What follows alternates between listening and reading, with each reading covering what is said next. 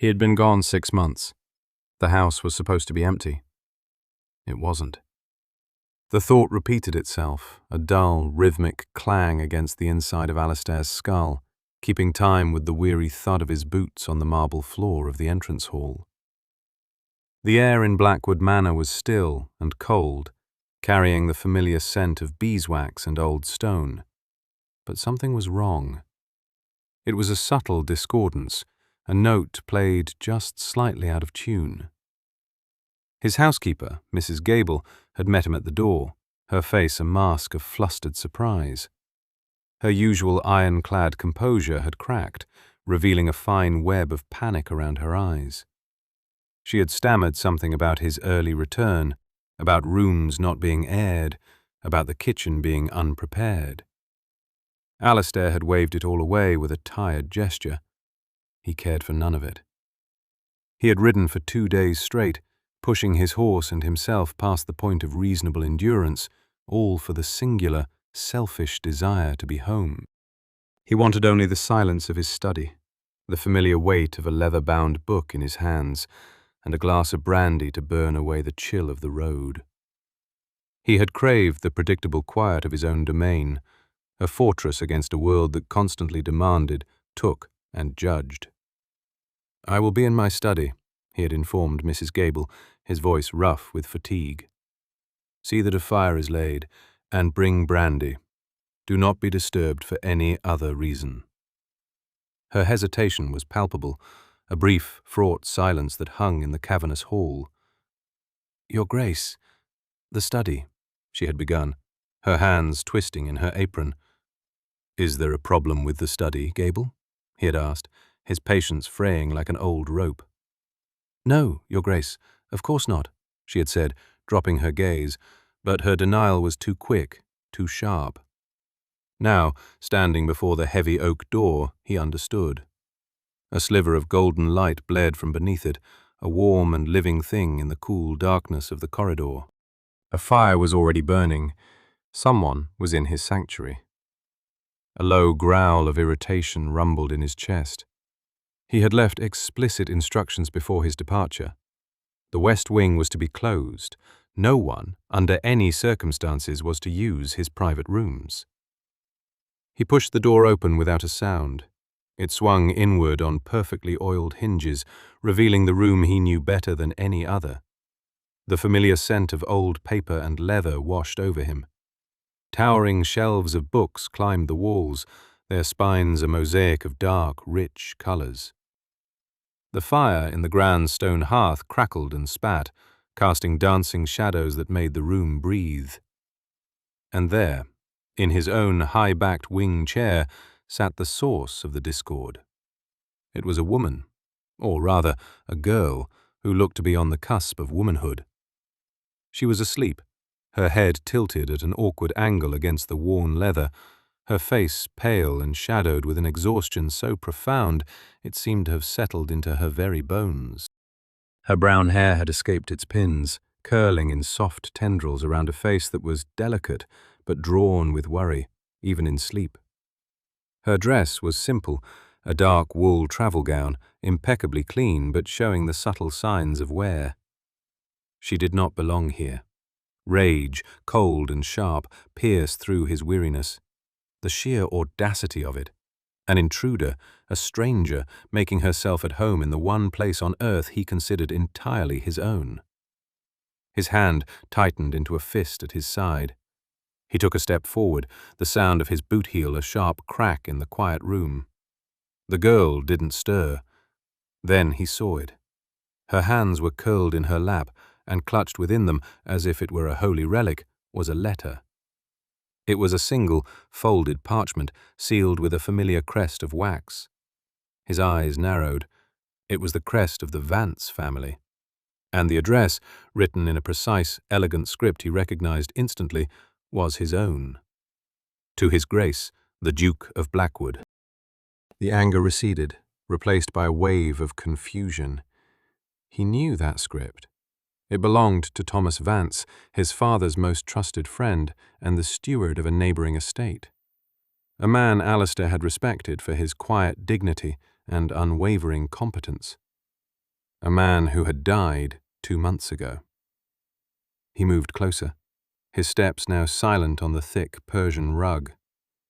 The girl's breathing was soft and even. A stray tear had dried on her cheek, leaving a faint, glistening track. She looked utterly lost, like a migratory bird blown far off course by a storm, collapsing in the first safe harbor it could find. In her sleep, she seemed impossibly fragile. He reached out, his fingers hesitating for a moment before gently touching her shoulder. "Miss," he said, his voice lower than he intended. Her eyes flew open. They were a startling shade of green, wide and clouded with the remnants of sleep. For a moment, she simply stared at him, her mind clearly struggling to bridge the gap between dream and reality. Then, comprehension dawned, followed swiftly by a tide of crimson that flooded her pale cheeks. She shot upright in the chair, her hands flying to her disheveled hair. The letter fell from her lap, landing softly at her feet. "Forgive me," she gasped, her voice thin and breathless. I did not mean to. I was only waiting. I must have—" She trailed off, mortified, her gaze darting around the room as if just now realizing where she was. Alistair's expression remained impassive, a carefully constructed mask he had perfected over years. He bent down, his movements stiff with fatigue, and retrieved the letter. The wax seal was unbroken. He straightened, turning the parchment over in his hands. "You are Miss Vance?" he asked. It was not truly a question. He saw the family resemblance now, in the proud set of her jaw and the intelligence in her clear green eyes. "Elara Vance," she confirmed, her voice barely a whisper. She stood, her posture suddenly rigid, her hands clasped tightly in front of her. She looked small and out of place standing before the massive fireplace. "My father, he instructed me to deliver this to you, personally. He said it was of the utmost importance." "Your father is dead, Miss Vance," Alistair stated, the words falling like chips of ice into the warm room. A fresh wave of pain washed over her features. "I am aware, Your Grace. He wrote this in his final days. It was his last request of me." Her chin lifted, a flicker of defiance in her eyes. She would not crumble before him. He felt a grudging flicker of respect for her. He gestured curtly toward the chair she had just vacated. "Sit."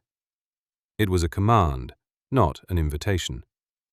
She obeyed, perching on the very edge of the cushion as if expecting to be dismissed at any moment. He moved to stand before the fire, turning his back to her as he broke the seal. The parchment crackled as he unfolded it. He began to read. The silence in the room deepened, broken only by the hiss and pop of the logs in the grate. Elara watched his back, a formidable wall of black wool broadcloth. She could not see his face, but she felt the change in the room's atmosphere as he read. The air grew heavier, charged with a tension that made her own breath catch in her throat. The stillness of his posture became absolute, so rigid he might have been carved from the same stone as the mantelpiece. The letter was not long, but its contents were a detonation, shattering the foundations of Alistair's world. Thomas Vance, in his precise, steady hand, had laid bare a secret that had been buried for 20 years, a secret of ruin, of shame, and of a loyalty so profound it bordered on madness. His own father, the celebrated and formidable previous Duke, had not been the man Alistair knew. He had been a gambler, a man possessed by a demon that drove him to risk everything on the turn of a card or the roll of a die. And he had lost. Again and again, he had lost, hemorrhaging the Blackwood fortune in secret, clandestine games, threatening the legacy that had stood for centuries. And Thomas Vance, his loyal friend, had saved him. He had quietly, systematically, used his own considerable fortune to cover the Duke's debts, to buy back his markers, to shield the Blackwood name from disgrace. He had sacrificed his own wealth, piece by piece, to preserve the honor of his friend and the future of his friend's son. Alistair. The letter ended with a simple, devastating accounting. Thomas Vance had died a pauper, his own estate mortgaged to the hilt, his name on the brink of ruin. He had left his daughter, Ilara, with nothing but a mountain of debt and a single, desperate plea. He did not ask for repayment.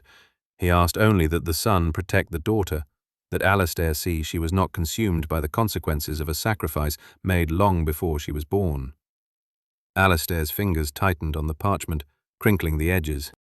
A cold fury, unlike anything he had ever known, settled in his gut. It was not directed at Ilara, or even at her father. It was a white-hot rage at the man who had sired him, at the lie he had unknowingly lived his entire life. The cold, disciplined duke he had always revered had been a fraud, his legacy built upon the ruin of a better man. He turned, slowly, the letter still in his hand. Ilara flinched at the expression on his face. The cold mask was gone, replaced by something raw and dangerous. His grey eyes were like a winter storm, dark and turbulent. "Did you know what was in this letter?" he asked, his voice dangerously soft. She shook her head, her eyes wide with a mixture of fear and confusion. "No, Your Grace. He only said it would explain everything. He told me to trust you." Trust him. The irony was a bitter taste in his mouth. How could she trust a man who had just discovered his entire life was a carefully constructed fiction? He felt a sudden, crushing weight of responsibility. This girl, this stranger, was now his problem. She was the living embodiment of a debt that could never be repaid. He strode to his desk and tugged the bell pull. The sound jangled in the quiet room. He needed time to think, to process the cataclysmic revelation. He could not do it with her watching him, her frightened green eyes seeing too much. When Mrs. Gable appeared, her face still etched with anxiety, he did not look at her. His gaze remained fixed on Ilara. "Mrs. Gable," he said, his tone clipped and final, "Miss Vance will be staying with us. Prepare the rose suite for her. See that she has everything she needs, a meal, a bath. She is our guest." Mrs. Gable's eyes widened in shock, but she was too well trained to question him. "Yes, Your Grace, at once." He turned his attention back to Ilara. "You will remain here, at Blackwood, under my protection, until I have sorted this matter." Ilara's mouth opened, then closed again. She looked from his grim face to the housekeeper's stunned expression. This was not what she had expected.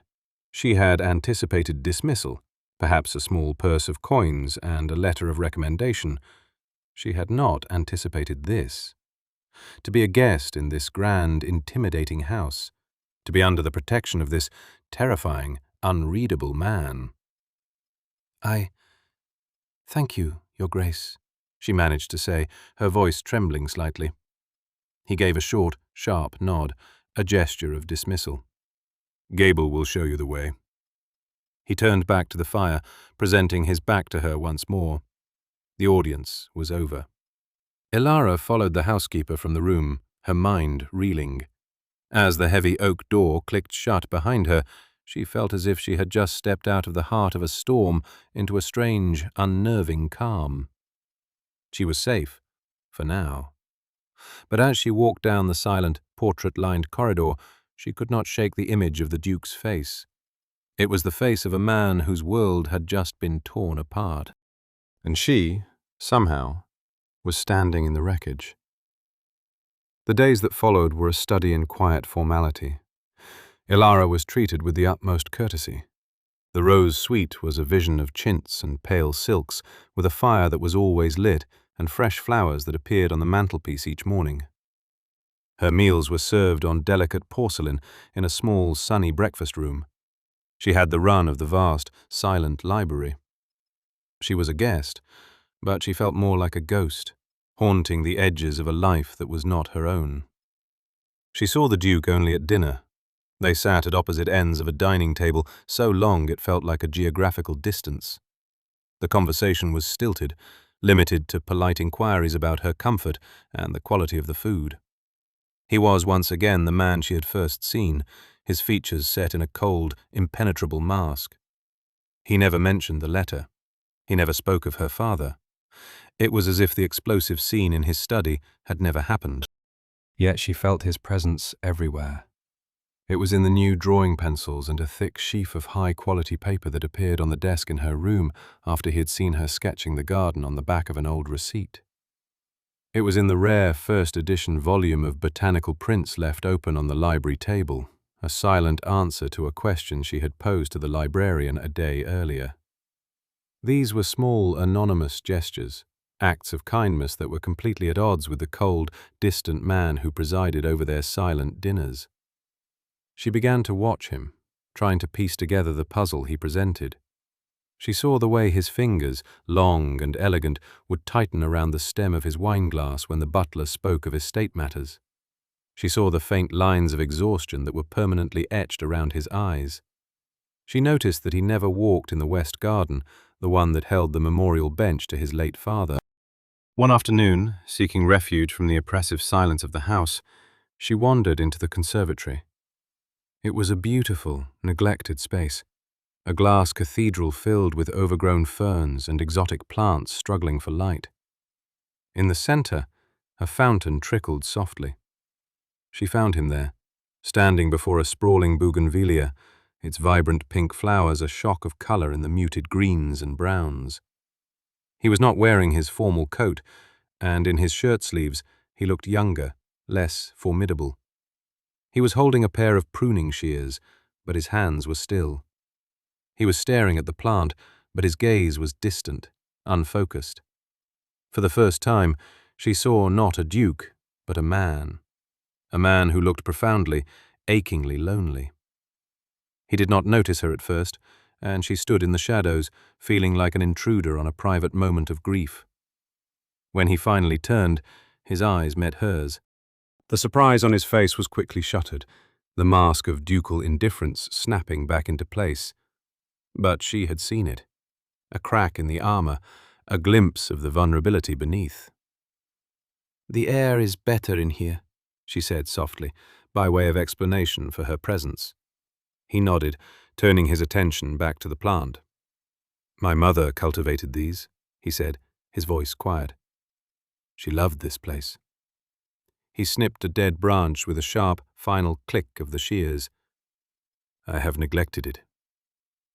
It was the most personal thing he had ever said to her. It was a small offering, a tiny key to a locked room. She took a hesitant step forward. "It is beautiful. It only needs a little care to be restored." His gaze met hers again, and this time it held a question. He seemed to be weighing her, measuring her. "Indeed," he said, after a long moment. Then he set the shears down on a stone bench. "Dinner is at 8, Miss Vance." He walked past her, the formal duke once more, leaving her alone with the scent of damp earth and crushed leaves. The fragile peace of their strange arrangement was shattered a week later. Elara was reading in the library when the butler announced a visitor. "A Mr. Croft, miss," he said, his disapproval evident in the subtle curl of his lip. Elara's blood ran cold. Mr. Croft was the man who held the largest of her father's notes of debt. He was a portly, odious man with a wet mouth and small, greedy eyes, who had made his intentions clear before her father was even cold in the ground. He had offered to forgive the debt in exchange for her hand in marriage. The thought of it made her skin crawl. Her flight to Blackwood had been, in large part, a flight from him.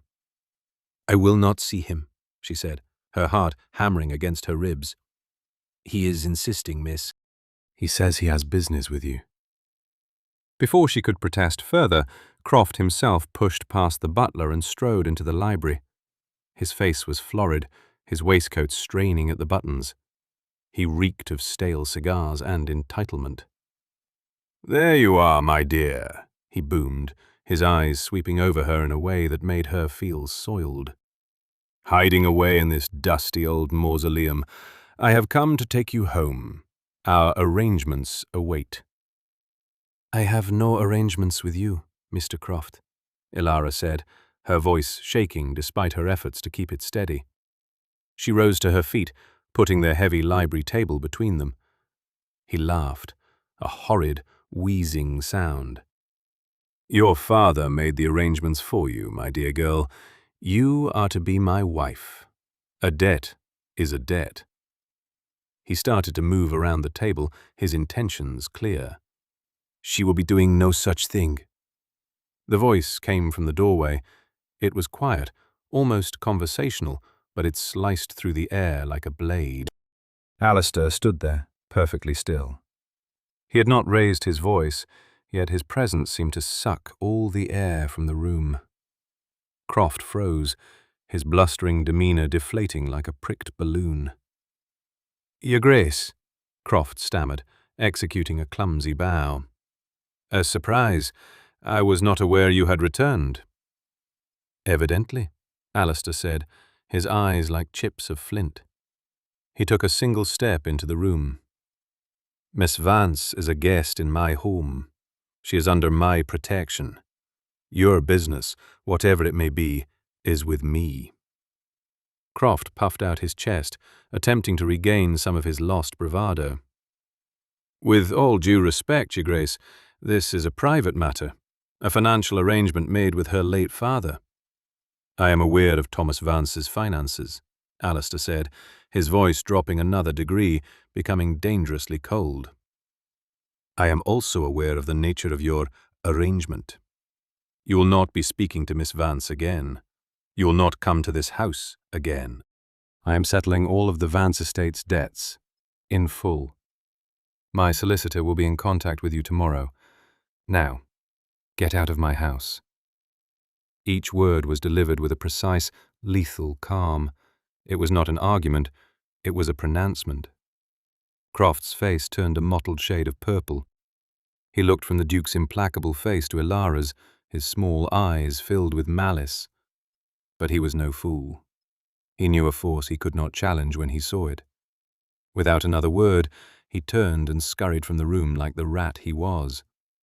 The silence he left behind was heavy and profound. Ilara sank back into her chair, her legs suddenly unable to support her.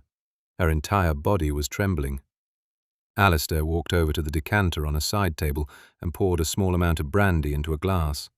He brought it to her, his movements economical and precise. Drink this, he ordered softly. Her fingers were shaking so badly she could barely hold the glass.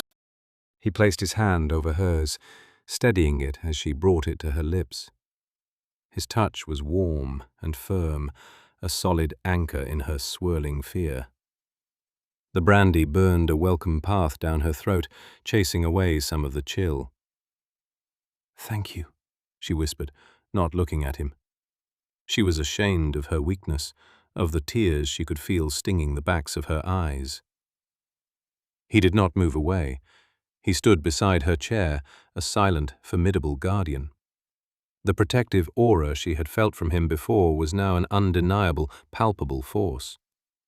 He had defended her. He had claimed her as his own to protect. And she did not understand why. That evening, the silence at dinner was different. It was no longer an empty space, but a vessel filled with unspoken things. The tension from the afternoon still lingered in the air.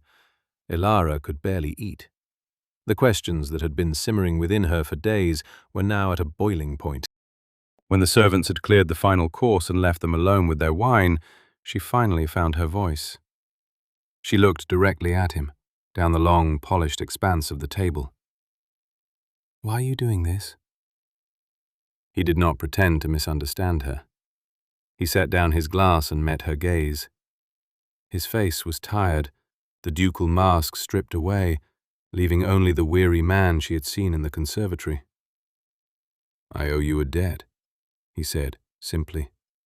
You owe me nothing, she countered. It was my father who... "And you are his daughter," he interrupted, his voice rough with an emotion she couldn't name. "The debt passes to you. The consequences of his sacrifice have fallen upon you. Therefore, the responsibility to amend it falls to me." "It is not a responsibility you have to bear," she insisted, her voice gaining strength. "He made his own choices." A humorless smile touched his lips. "Did he? Or did my father's weakness force his hand?" "Your father was the most honorable man I have ever known, Miss Vance. He sacrificed his fortune, his reputation, his daughter's future, all to protect the name of a man who did not deserve it, all to ensure that I inherited a legacy that was not a lie." He picked up the letter, which now sat on the mantelpiece, a constant, silent presence in the room. "He failed in that at least. My inheritance is a lie. The foundation of this house, of my title, is rotten with my father's shame." He finally looked at her, and his eyes were filled with a raw, unguarded pain that stole her breath.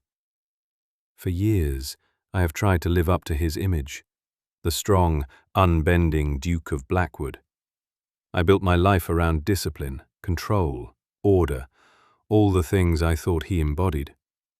I held myself apart from others, believing it was what was required, a fortress of solitude to protect a flawless legacy." He gave a short, bitter laugh. "And it was all built on sand, on the ruin of your family." He stood up and walked to the window, staring out at the manicured gardens, now shrouded in darkness. "When I read that letter," he continued, his back to her, "I felt rage. But beneath it, there was something else, a strange sort of relief. The man I could never please, the marble statue I could never emulate, he was just a man, flawed and weak. And in his weakness, he destroyed the one true friend he had." Ilara rose and walked slowly toward him. She stopped a few feet away, her heart aching for this powerful man who was so utterly alone with his grief and his disillusionment. She saw him now, not as a duke, but as a son mourning a father he had never truly known. "My father loved yours," she said softly. "He did not do it out of duty alone. He did it out of friendship. He believed in the man your father could have been." "And he believed in the man you would become." Alistair turned from the window, his face etched with turmoil. "He believed in a fiction. I am not the man he imagined. I am cold. I am distant. I have spent my life holding the world at arm's length. I don't know how to be anything else." "Perhaps you have never had a reason to be," she whispered. The space between them crackled with a sudden, intense energy. The formal barriers of duke and dependent, of host and guest, dissolved into nothing. They were just a man and a woman, standing together in the wreckage of their father's pasts. He took a step toward her, his eyes searching her face. "I cannot repay what was taken from you, Ilara," he said, using her given name for the first time. It sounded impossibly intimate in the quiet room. "But I can give you a future. I have instructed my solicitor to settle a sum in your name, enough for you to live comfortably, independently. There is a cottage on the coast, Rose Hallow Cottage. It is yours if you want it. You would be free. No debts, no obligations, no Mr. Croft, no me." It was a genuine offer, a path to freedom, everything she should have wanted. She could leave this grand, haunted house. She could leave this complicated, tormented man. She could paint and read and walk by the sea and be beholden to no one. It was a perfect, gilded cage of independence he was offering her. But as she looked at him, at the profound loneliness in his stormy grey eyes, she knew she could not take it. To leave him now would be to abandon him to the ghosts he was just beginning to face. It would be an act of cruelty. And more than that, a part of her, a part she had not dared to acknowledge until this very moment, did not want to leave him. "And what of your debt?" she asked, her voice steady. He looked confused.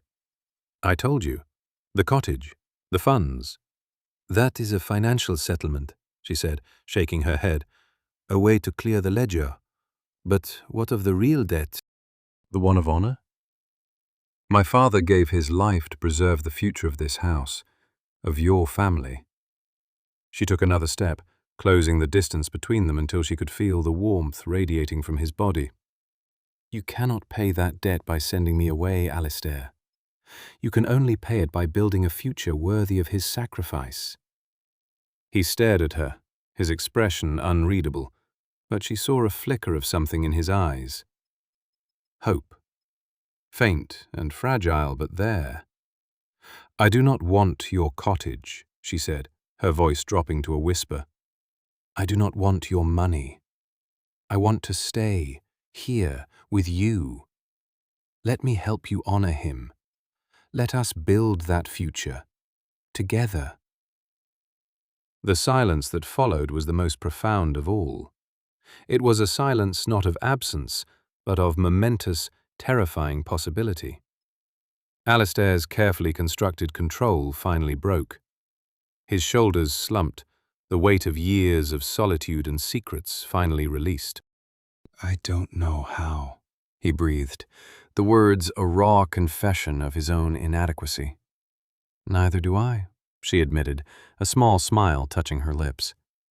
"But we can learn." He lifted his hand, slowly, as if unsure of his right to do so. His fingers gently brushed a stray curl from her cheek. The touch was electric, a spark in the darkness. He did not pull away. Instead, his hand came to rest against the side of her face, his thumb stroking her skin with a tenderness that made her heart ache. He lowered his head, his gaze never leaving hers. The kiss, when it came, was not one of passion, but of quiet reverence. It was a question and an answer, a promise and a plea. It was the sealing of a pact, made not between a duke and a destitute maiden, but between two lonely souls who had found an unexpected harbor in each other. It was the taste of a new beginning. A year later, the silence in Blackwood Manor was gone. It had been replaced by the sound of laughter echoing in the long corridors, the murmur of conversation in front of a warm fire, and the scratching of Ilara's pencils on paper in the sun-drenched conservatory, which she had restored to its former glory. They had married in the spring, in a quiet ceremony in the small family chapel on the estate grounds. There had been no grand ball, no societal announcement. Their union was a private, sacred thing, belonging only to them. Society had whispered, of course. They always did.